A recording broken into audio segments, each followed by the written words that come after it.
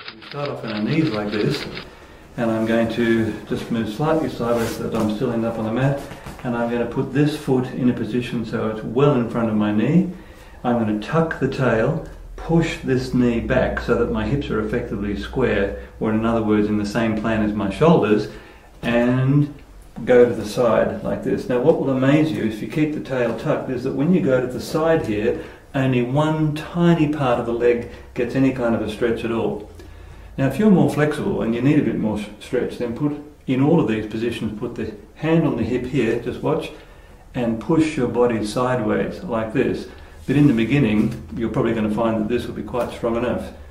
Contractions can be done, not in this contract relax sense, but in terms of using these muscles to pull myself deeper into the stretch at any point around this compass.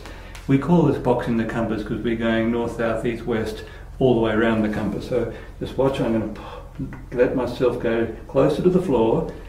I'm drawing myself with this muscle by pulling my whole body towards this heel. I relax, I take a breath in, I retuck the tail and sink down. If I need more, I push off to the side like this. And so without me actually saying that, I'm going to do this all the way around. Now here's the key to this boxing the compass exercise. When I just make this tiny movement with the leg like this just tiny movement, now when I go into this position here, the stretch changes completely to a different muscle. And watch, that is now a completely different muscle. So we basically, the boxing the compass means we simply turn this leg and go all the way around the body. So let me just show you what that looks like. Position 1, position 2, contract, position 3. Now we're coming around to what looks more like a hip flexor stretch. That's on the inside of the top of the leg here. Now we're actually in the formal hip flexor stretch position. I'm pulling myself forward with both arms and the hamstring muscle. And then watch, I roll around a little bit further. Now I'm facing away from you, and you can see the lovely Jim Baguette t-shirt. And all the way around to the side, and all the way around to the side position, you'll see Craig also duplicates in a Yuri Cossack sequence. And what I'm doing is I'm trying to get this hip here as close to the ground as possible. If you have short arms, you can definitely put your hand up on a block. In my case, mine are long enough to actually get a decent stretch.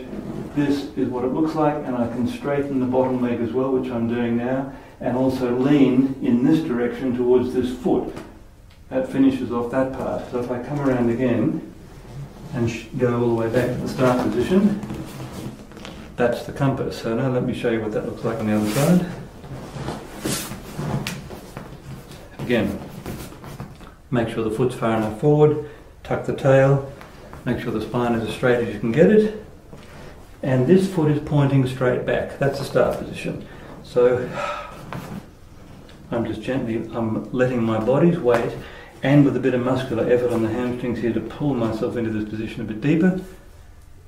I'm also doing a few rocking movements. I didn't show you that on the other side, but I've lately found that these, well, Liv calls them micro movements, and Robert Schweif's wife uses the same expression. But these little movements here, they really seem to work on the fascia, and they definitely change the way the position feels. Or another thing, I could do a genuine contraction where I'm going to try and pull this knee to the heel like this. Just watch. 3, 2, 1, stop. Breathe in. Pull deeper. Press and lever to get the strongest possible stretch.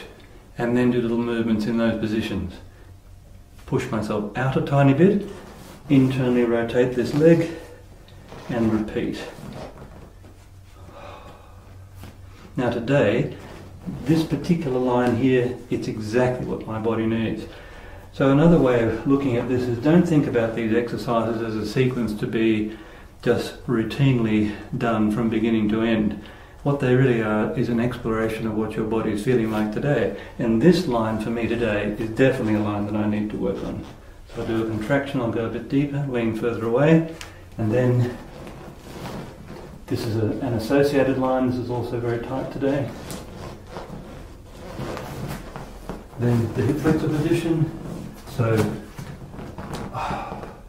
then roll onto the outside a bit more, wriggle, pull, turn, lower, turn, lower, straighten the bottom leg, this leg here, lower, push back to the heel, this heel here I mean.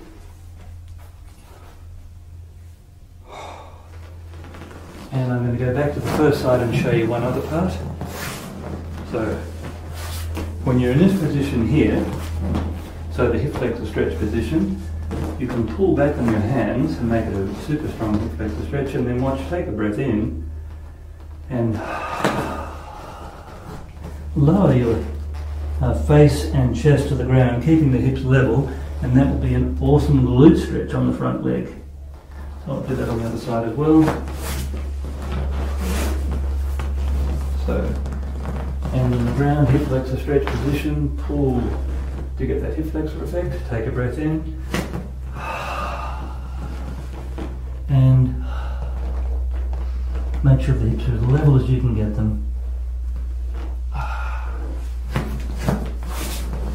Now, there are honestly hundreds more movements you can do in those positions, but this will get you started. The key idea is no matter how you turn the back leg or the side leg, the one that we're leaning away from, every little position that you turn it in